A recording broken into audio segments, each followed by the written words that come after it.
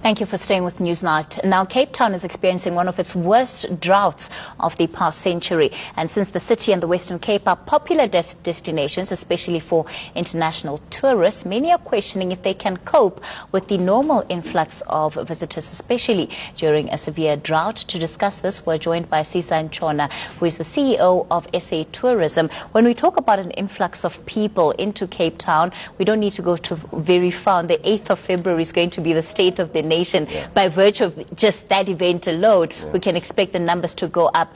As Tourism SA, what kind of message are you telling people who want to go to the Western Cape right now? Thank you and good evening. In fact, 3 days before the 8th, you actually have the mining indaba, where literally all the mining figureheads around the world come to convene in town, in Cape Town. I think the issue really to kind of say that, the drought that we're experiencing in Cape Town is not just a South African phenomenon, it's a global issue. However, I think the Cape Town one has been exacerbated and we're at the front end of it.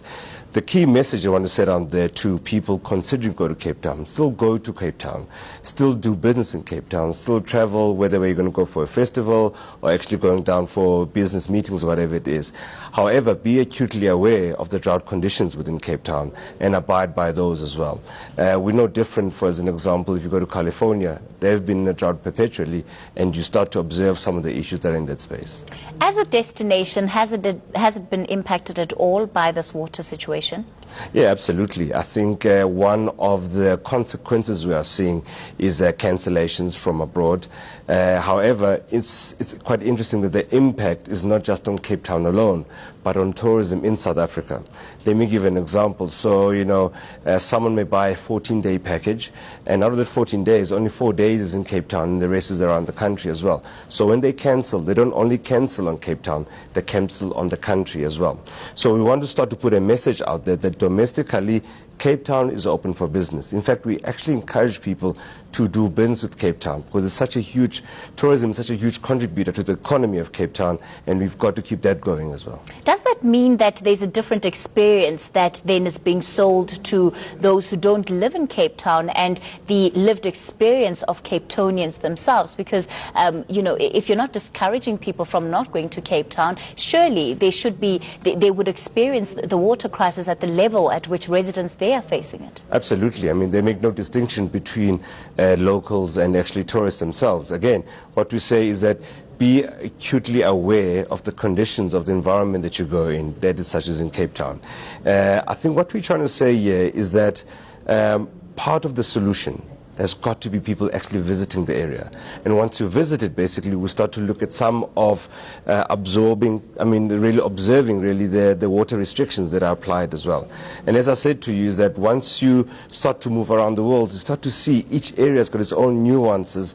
And unfortunately, Cape Town, we've really been hit. I'm told it's 1 in 1,000 years such a phenomenon actually happens, and we're right in the middle of it.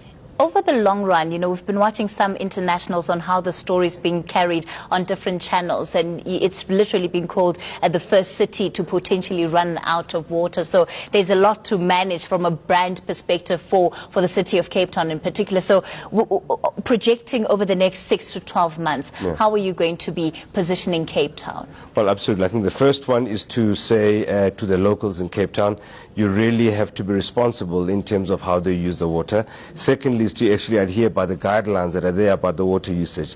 The third part is to say, well, responsible tourism is a phenomenon that's actually gaining a lot of momentum globally. Visit Cape Town, just adhere by the rules and regulations that are set up there. It doesn't stop you from actually enjoying yourself in whatever form or manner that they may be there. And to kind of say, well, the issues around global warming, the issues around climate change are actually real everyday stuff that's be there. And then lastly to say is that South Africa is a wonderful place with 9 different provinces. Explore all of it. And we're encouraging South Africans and also international to look at that as well. When are you expecting to have concrete numbers about what the impact of this water crisis will be on the tourism sector in Cape Town and I suppose more holistically for the country? It's an ongoing story. It's actually evolving on a regular basis. And, as you would probably have seen, that day 0, which is kind of the line in the sand has been drawn shifts depending on the water usage. The less water that people use, basically, the more time we buy for ourselves. I think also Cape Town is almost betting itself on the winter rains to come, and to come early as well. So it's an ongoing story that kind of looks at it. From SA Tourism, we're also looking at the numbers. We're also always looking at the cancellations or lack thereof around the world as well. And to say, well, how does trade come to the party? Where we actually say, well, instead of losing your fee or cancellation, to see how we can extend it and say, well, if you don't want to come now, come at a different time. But key message, Cape Town is open for business. However, let's do it responsibly, observing the local requirements. All right, thanks for coming in tonight. Sisa Ntshona, the CEO of SA Tourism. Actor Silo Mageka has shared his memories of the late musician Hugh Masekela, who died yesterday after losing his battle with prostate cancer. Hugh had personal relationships with people that he came in contact with. And my contact with him, he used to call me Waka. And that's because of Silo Waka Ncube. So every time he said, hey, Waka, Waka. Now, a lovely story is that I'm going to tell you about Hugh, the love counselor. And I was in this place here in Kippies, and Hugh enters and he finds me sitting and I'm miserable. And he says, hey, man, why are you so morose? And I say to Hugh, I just broke up with my woman. And he says to me, how manyth time? That was the